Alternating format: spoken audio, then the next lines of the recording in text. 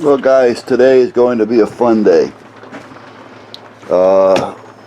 Good and bad, put it that way. The good side of the coin is that it's bad weather.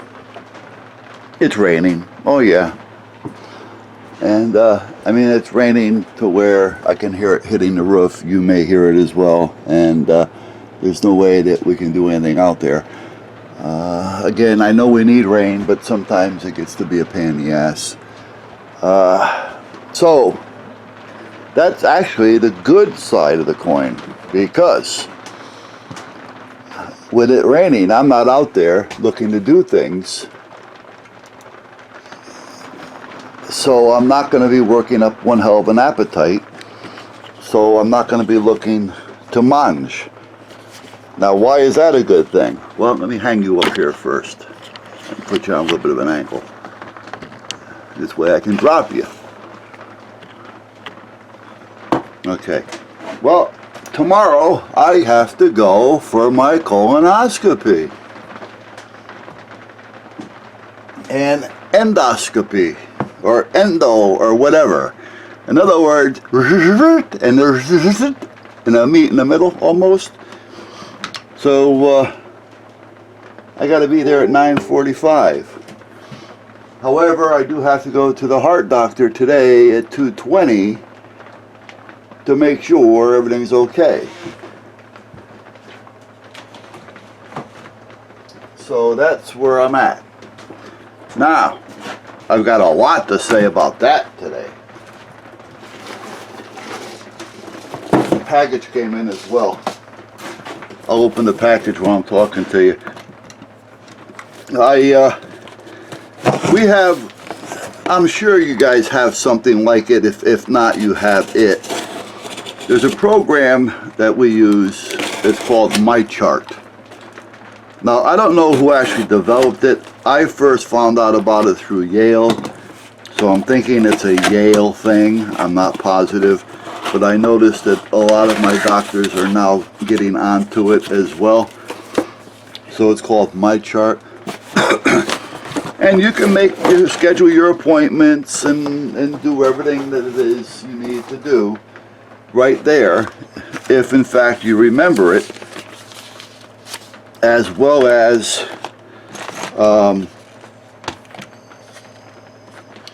you get your little notices in your email if they want to get a hold of you. So that kind of helps, as long as they get sent. That's another story. It has to be sent, and sometimes that doesn't happen. So that's part of my gripe today. Now, the other thing was, I got on there. Once the appointment was made for the colonoscopy, endoscopy, whatever you want to call all this crap that I'm going for. Once we discussed it and they were getting ready to make the appointment, I got on MyChart and I sent a request for an appointment with my heart doctor, and the reason why. Well, you know, I'm busy, and I don't just sit there and think about and wait and, you know, say, okay. So as time goes by, I haven't heard anything. So yesterday I said, I gotta call these people, you know, because we're talking, I gotta go in Wednesday, and here it is Monday at the time. Today's Tuesday, by the way. So I call. After listening to 2 or 3 minutes of, they're busy with other patients, my call be answered and the blah, blah, blah, blah, blah, as soon as possible and all that kind of crap. By the way, these are 176 reducers, and these are good ones. So I'm going to put these away and leave that one out, so I don't have these rolling all over the place. And as you can tell, I already dropped one. Did it drop on the floor? Probably not. There it is. Thank you, God.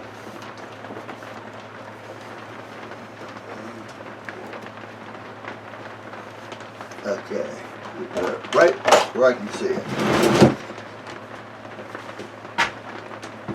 So anyway, finally get somebody on the phone, and I explained to her that, you know, I put in a request for an appointment with my chart, you know, 2 or 3 weeks ago, maybe longer. I don't remember the exact date. And that I wasn't in the neighborhood to where I can actually, or on the computer to where actually I can see where it is or whatever. All I know is I never got a response. She goes, well, I can take care of that for you now. I go, oh, great. She goes, so hold on. She says, I'm not going anywhere. Hold on. Great. Next thing you know, I get transferred. She transfers me to the nurse's station. Nurses, can I help you? So not only did she just transfer me, she didn't even say or give the nurse's station a heads up what anything was about. Just transfer me. So I get there. You know, and there was no reason, because I'm being nice at this point. And I said, well, I thought I was being helped already. I says, however, here's the story. I got a procedure coming up. I asked for an appointment to be checked out 3 weeks ago or so on my chart so that I can make sure that everything is okay. She goes, oh, you never heard anything back? I go, no. She goes, well, let me check. Hold on. So I don't know what she's actually checking. She hasn't got me on hold. She's still on the line. But she comes back. She says, well, I can't seem to find anything in my chart. She says, let me keep looking. I go, time out. And now she just continues to talk. And I'm trying to tell her something. And she's just talking. So I finally raised my voice. And she said, well, you don't have to yell at me. I says, I'm not yelling at you. I'm trying to get over you because you are not stopping and I have something to say. She goes, whoa, and she still goes. Now, you really don't want to piss off your doctor. However, I'm getting to the point to where I don't care, all right, because I'm not going to deal with this bitch who's supposedly a nurse. So now, she finally stops talking. And I said, listen, we can find out what went wrong with my chart later. Right now, I need an appointment. When do you need it for? I need it for today or tomorrow. And this was yesterday when I was talking to her. She goes, well, you should, don't say I should have, because I did. And apparently you can't find it, and I know I did it. So she says, well, let me see. She says, are you having pain? If you're having pain, you should go to the emergency room. I told her, I said, well, see, this is what I'm talking about. You're so busy yakking, and that's just what I said, that you're not listening. I need to see the doctor before I have the procedures done. All right? Yeah, I may have a little discomfort and questions on what's going on, but it doesn't warrant going to the emergency room and being there all day because I need to get an okay for a procedure.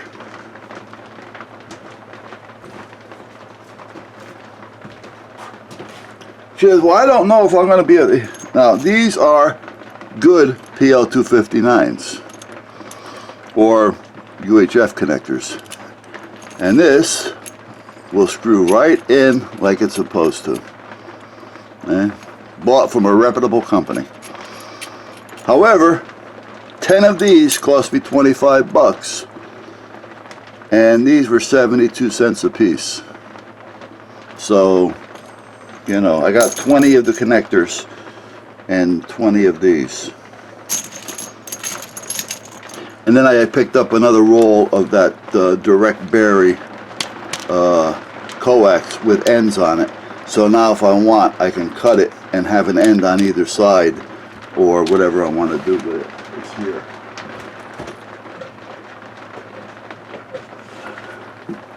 Anyway,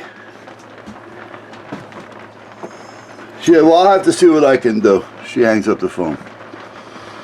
I call the doctor that's going to do the procedure.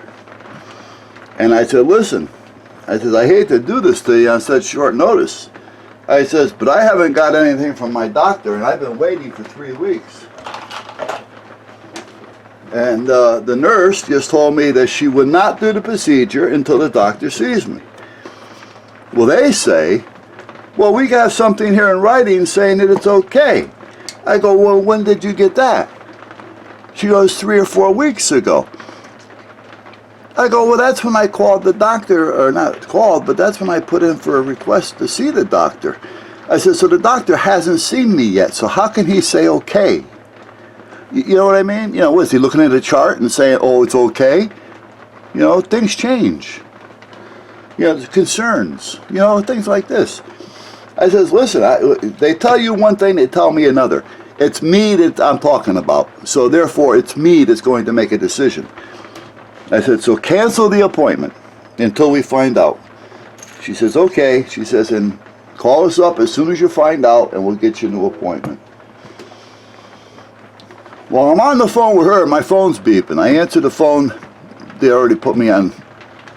It already went into voicemail.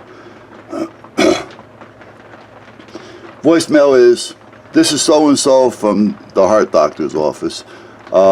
Give me a call with the number. I call the number. It's a standard number. It's a number you always call. It's not a special number or anything. I got to go through another 15 minutes of bullshit with these people on the phone to get them on the phone to find out who called. All right? Who left a message for me to call. Now, this is almost an hour into this. I mean, this is a simple thing here, you know, but it's becoming a nightmare. You know, by the time you're done with your doctors, you got to go see a nut doctor because they drive you crazy. But meanwhile, I finally get them on the phone, and she says, well, we're trying to make an appointment with this other doctor for you. I go, well, fine. I says, you know, I appreciate the call back, but, you know, to call me back to say you're trying, you know, I says, you know, do what you can do. The phone rings. I'm over there. So I'm about, what? Well, I'll tell you what. 2 steps. 2 steps to the phone. The phone rings. I immediately get over here. By the time I pick it up, it stopped. They hung up. Now what? I gotta call them back again and go through this again. As I'm on the phone going through this with them, the phone's ringing in my ear again. I mean, I'm telling you, I can't make this crap up. I'm trying to tell the one, well, it's actually ringing and I'm on hold again, so I'm just going to hang up. I hang up, I go back to, they left a message this time, that I have a 2:20 appointment today with Dr. So-and-so. Oh, okay. So now I have to call back the other place to see if that opening is still there for tomorrow. Because I'm driving everybody nuts because Yale, which is a good place, a good hospital, but sometimes apparently they're overbooked, all right, and, you know, understaffed, that type of thing. You know, and they're the ones that are causing all these problems. If you start something on the internet, have somebody there that's going to take care of it. Okay? Now, they never found out why it never went through. I have a copy on my computer saying that I sent it. They can't find it. So anyway, back to today. 2:20, I got an appointment with the heart doctor to make sure everything is going to be copacetic for tomorrow because they want to put me out. And I hate being put out. You know, that's a new thing now because they make more money when they put you out. They say it's safer for you. Well, I can understand it to a point when they're going down your throat. But I've already had 2 colonoscopies over the last 10 years. And when they go up your butt, I've been awake.